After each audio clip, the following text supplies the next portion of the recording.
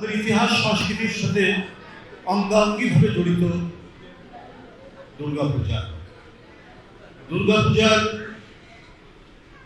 আগমন বা আনন্দময়ী আগমনে এটা শুধু বিশেষ সম্প্রদায় নয়, বাংলাদেশে বসবাস করা বাংলাভাষী মানুষ প্রত্যেকের জন্যই যেন আনন্দের বার্তা নিয়ে আসত এই ধর্মীয় উৎসব। প্রধান ধর্মীয় উৎসব সনাতন ধর্মীয় মানুষদের, হিন্দু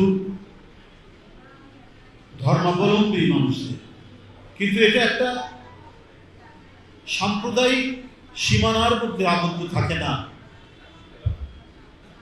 এটি সীমানা অতিক্রম করে এই ভৌগোলিক সীমানার মধ্যে যারা বসবাস করেন তাদের মধ্যে ছড়িয়ে পড়ে আনন্দের বার্তা।